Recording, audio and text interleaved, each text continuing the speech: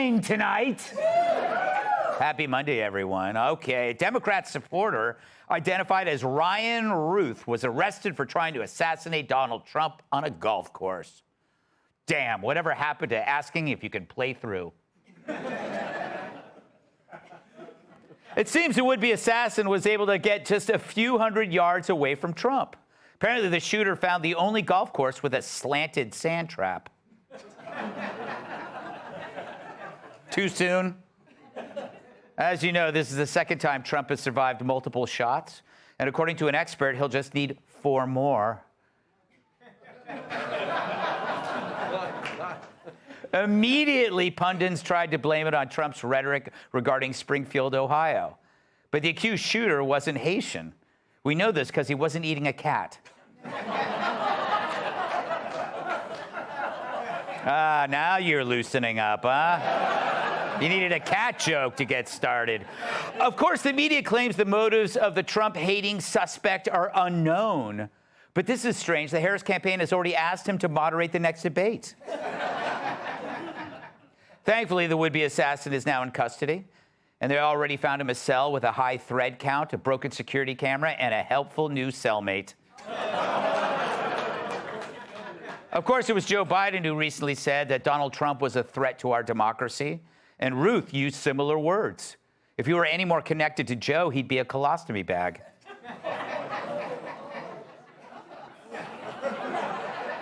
That's an ileostomy. I know. You had an ileostomy. That's an ileostomy. I'm always being reminded. And finally, the Emmy Awards aired last night. Heck, if I wanted to see a bunch of bent, talentless attention seekers pat themselves on the back, I'll watch Fox and Friends. I knew that.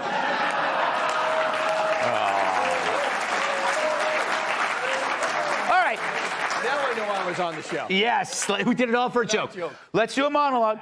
So as Donald Trump survives yet another attempted assassination, here I thought Kamala Harris was the luckiest person alive.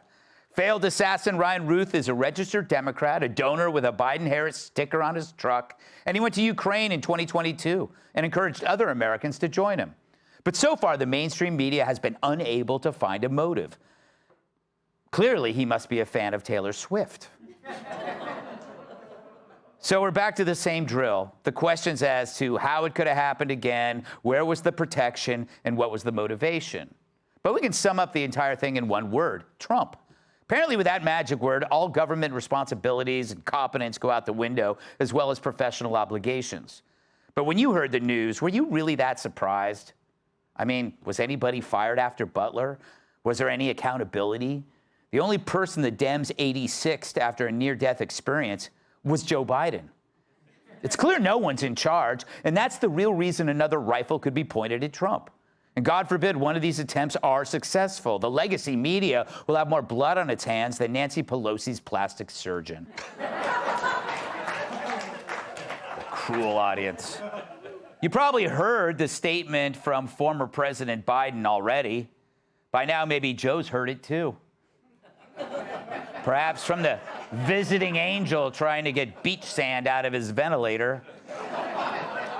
But as Joe rides out the clock with one foot in the sand and the other wearing a toe tag, Mayorkas won't send enough agents to secure a miniature golf course, where Trump would actually be safer. Good luck getting a shot off around that damn windmill.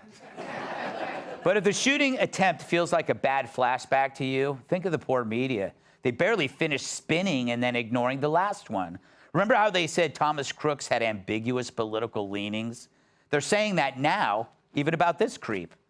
I don't know, when you try to kill Trump, that doesn't leave much room for ambiguity. It's like when Larry Kudlow invites me alone to his hot tub. I know the plan. But it wasn't long after the first attempt on Trump's life that the media's insincere calls to lower the rhetoric disappeared. Trump was back to being the devil incarnate right up until Sunday. Trump was a threat to democracy, a white supremacist who would end Western civilization. But aside from that, not a bad guy. As Trump began to take the lead, it was clear their empathy was about as sincere as a stripper winking at you before the lap dance. So what does the media do now? Insist we lower the temperature again? Of course, the media's idea of toning down the rhetoric is shutting up Trump. Here's MSNBC anchor Alex Witt. I'm guessing her middle name is Knit. We do not know, again, the source of any gunshot or gunshots. We don't know who's responsible for this. The whole thing has yet to be 100% confirmed from start to finish how this all played out. But do you expect to hear anything from the Trump campaign about toning down the rhetoric, toning down the violence, or would that be atypical of the former president? Weird. If she's not sure it even happened, then how could she know Trump caused it? Of course, the media won't take the blame for brainwashing misfits into achieving a greater infamy, an infamy given after achieving the media's directives. Instead, they'll focus on the real problem, you. They'll ignore real bullets flying toward Trump and daydream about what his supporters might do in response, while the real criminals get memory hold like that movie Dana Perino made in Tijuana. Ask me about it. Meanwhile, NBC anchor Lester Holt offered his 2 cents, which is what he should be getting paid for crap like this. Today's apparent assassination attempt comes amid increasingly fierce rhetoric on the campaign trail itself. Mr. Trump, his running mate J.D. Vance continue to make baseless claims about Haitian immigrants in Ohio. We saw what you did there, Leslie, creating a false reason for the attempt, that Trump's words regarding 20,000 Haitians moved to a town unprepared to support them made him deserving to be shot. But it's not his fault Duck, Duck, Goose went from a children's game to describing a menu. Is it me, or is Les basically saying Trump asked for it? For the Dems, Trump's words are the mini skirt and heels of rhetoric. You go out like that, you deserve to get assaulted. Meanwhile, they're brainwashing the most unstable of their clan in a Trump is Hitler G-string. Here's the Washington Post just days before the second assassination attempt, talking about the first one. Quote, Trump stokes suspicions about assassination attempt, raising fears of more violence. So you better knock it off, Trump, or we'll do it again. It's funny. Since Harris loves Venn diagrams, I got one for her. Here's the circle containing the Democrat media's rhetoric about Trump. Here's the circle containing the shooters. It presents a problem, doesn't it, when the overlap is total. So with the polls dead even and nothing else working, the leftists realize they're out of options. Trump could actually win this thing. So all bets are apparently off. And luckily, so is their aim. Let's welcome tonight's guest. He's written 6 books, and someday he hopes to sell one. Host of One Nation and co-host of Fox and Friends, Brian Kilmeade. His beard is thicker than the cast of The View. Producer of the great new documentary, Am I Racist? And host of the Matt Walsh Show, Matt Walsh. He looks like your backup weed dealer, comedian Adam Hunter. I know she eats like a bird because she keeps pooping on my windshield. New York Times bestselling author and Fox News contributor, Kat Tube.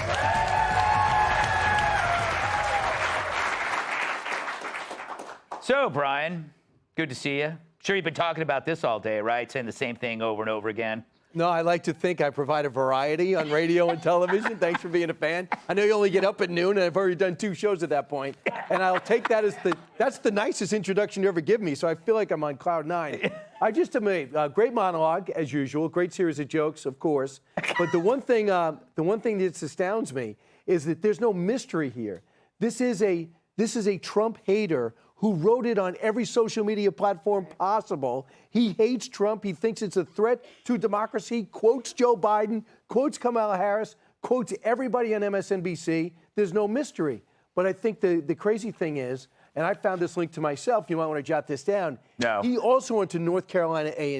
Mm-hmm. Do you know who went there? Who? Khalid Sheikh Mohammed. Really? What is it with that school and their curriculum? I think we should examine it. Wow. But he is out of his mind, and I just think that the one thing that's not being talked about with the cops today in that press conference is you could have everyone there, you could show great bravery, but can someone stand in front of the chain link fence where President Trump would have been eventually 50 yards away? Yeah. Did that not occur to anybody? Do you even get a crossing guard to sit there and say, don't shoot? Excellent point. I think. I kind of zoned out after a while. Yo! I'm kidding. Matt, welcome to the show. Congrats on the great new movie. It's doing well, Thank you. number 3 in the country. I saw Fantastic. Actually, it was number 4, but we'll call it number 3. All right. I'll take number 3. Yes, take number 3. Now you're hearing this whole thing, both sides. Oh, well, both sides engage in this rhetoric. Yeah. Do you buy that argument at all? No, I really don't buy it at all. And especially I don't buy from the media what they're telling us is that, well, we can't know this guy's motive. Also, he's just crazy. He's not liberal. He's crazy. And of course, it's like, well, that's not mutually exclusive. Yes. For one thing. But also, I think the crazy. Here's the important point. Obviously, the left's rhetoric is leading to this. When you claim that somebody is Hitler, you are inviting people to go kill him. So the crazy thing is not these people going to shoot Trump. Like they're not crazy because they shoot Trump. They're crazy because they believed that he's Hitler. Now, if you believe that someone's actually Hitler, it makes sense. It makes sense. Of course you're going to shoot Hitler. Yes. So they're telling people something that if someone's crazy enough to believe it, it's inevitable that they'll then go and do. In fact, if you didn't shoot him, you would be immoral. Exactly. Because he's Hitler. You would go back in time and kill the Hitler baby, which I've tried to do, Adam. And it must be great to be, as obscure as you are, because you never have to worry about people who want to kill you because they don't know who you are. No, I Googled my name and they said, who cares? No, look, I don't think it was an inside job. I think if the I think if they really wanted Trump dead, they would have him do a movie with Alec Baldwin. But,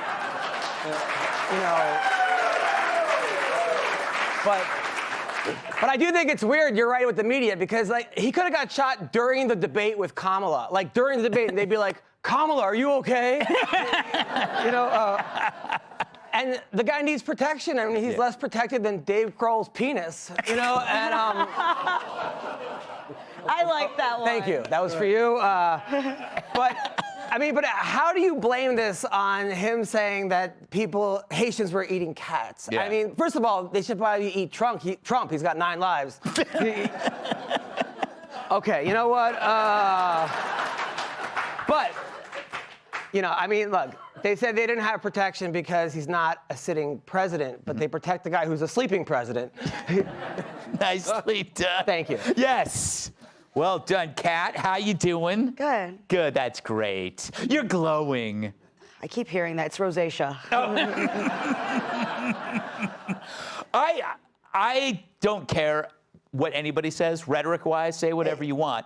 But it is interesting that when there's a committed repetition of a certain kind of rhetoric over time, you're gonna get this. Can I be honest with you? I'm actually not great. Yeah. I know this is supposed to be a fun show, and I promise it'll be fun later. But I did write a whole book about this stuff. My new book is about the dangers of politicization and demonizing people based on politics.